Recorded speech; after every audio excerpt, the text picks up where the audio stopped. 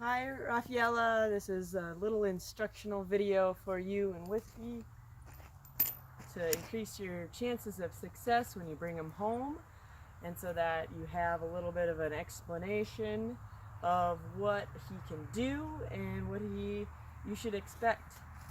So a little bit what I'm going to be doing is groundwork. We're going to concentrate on moving the body parts as a part of a natural horsemanship technique. So first off, I'm going to talk about moving the hindquarter.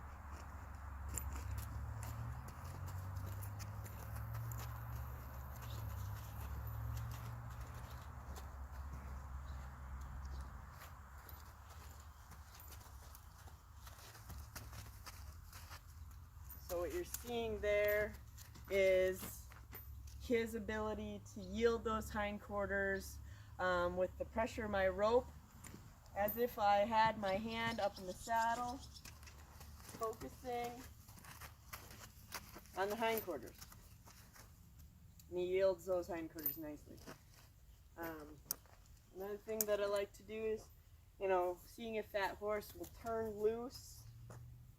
This will determine whether or not I have his mind. So he turns loose nicely here.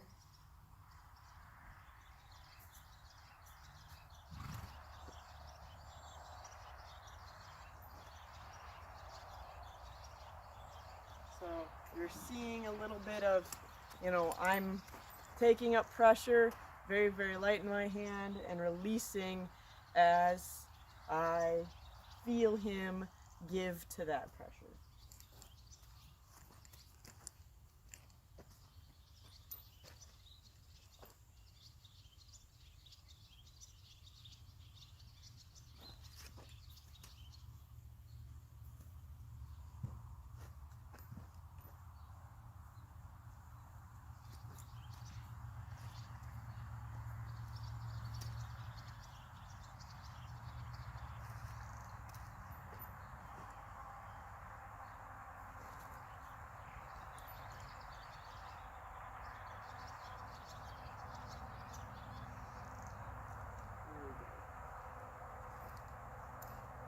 Waiting for him to really give to me there, and then quitting with that exercise and moving on.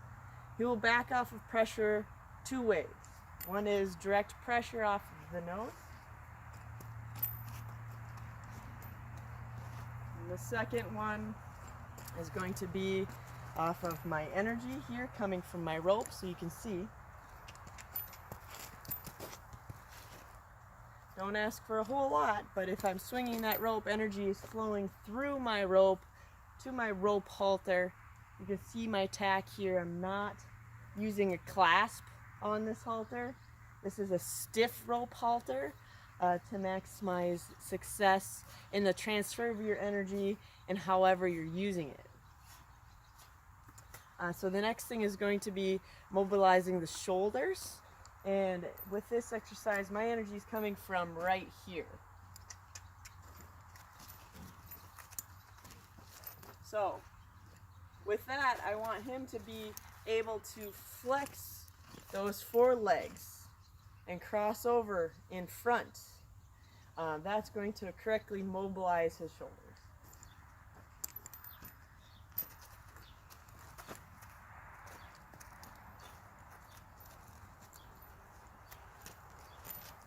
See, he'll keep going around as long as I'm putting pressure somewhere on this side of his body.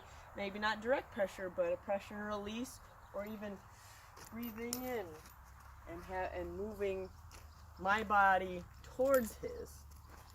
So there's some lightness and some technique involved too. The next thing that I can use to test my horse to see where his mind is lower the pole with just my hand pressure here. There we go. There we go. So he's giving to that pole pressure, and I can keep working that movement. He's with me here. He's giving to pressure nicely. There we go. Lowering that head to the ground, ideally, after I'm done with this exercise. So we've talked about giving at the pole here, turning loose on each side, turning the head and neck, disengaging the hindquarters, and mobilizing the shoulders. Now once I have everything,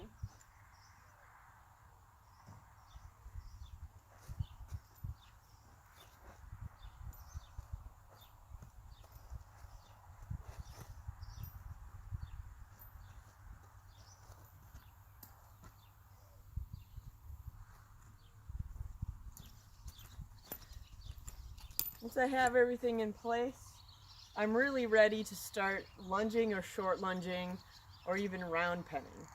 That's where you're going to have the most success, is after you really move all the body parts on both sides. Don't forget about both sides. I may have skipped a side just for time's sake, but you do want to work both sides and be super efficient with it, especially if you haven't spent a whole lot of time with your horse in a while.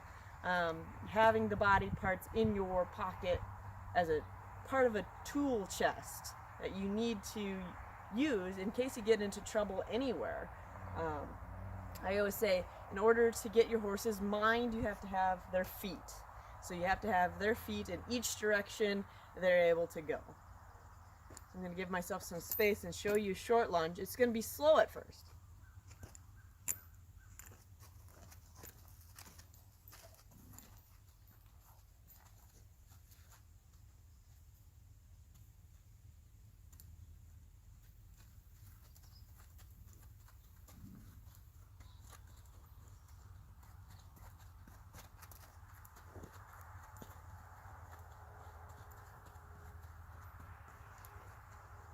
Then after I know that he's with me, I can speed it up.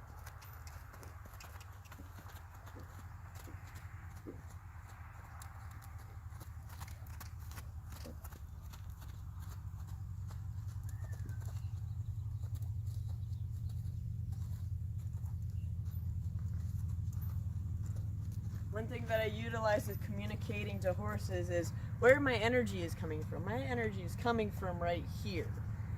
So if I'm pointing it at the horse and I take a deep breath with the intent of moving forward, then that horse is going to move away from my pressure. But if I take that pressure away, like in the short lunge, then that pressure is coming off of the horse, and the horse is given a very direct cue to stop that forward energy because there's no longer any pressure there. Show a little bit more about covering with fly spray, picking his feet, little techniques here and there to help you along.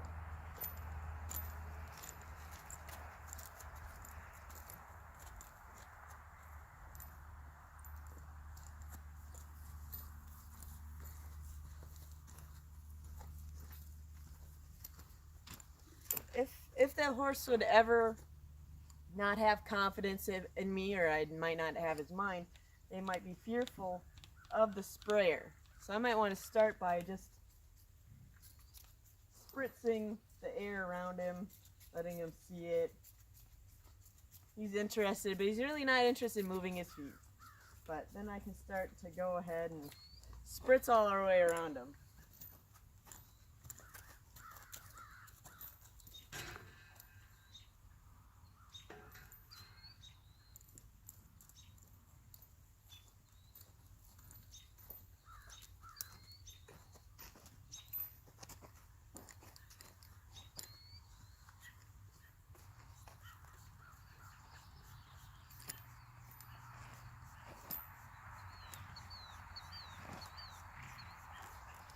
Maximize your success when you're first with your horse by, not tying him up first. You want to get to know him. He gets to know your energy.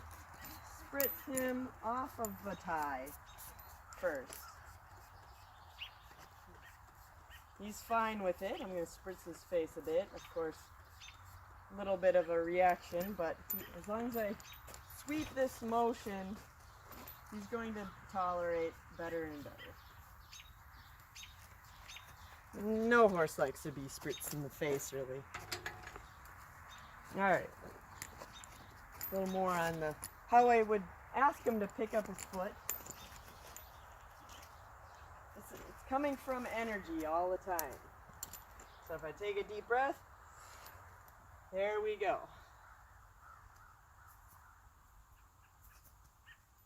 Same with the back feet.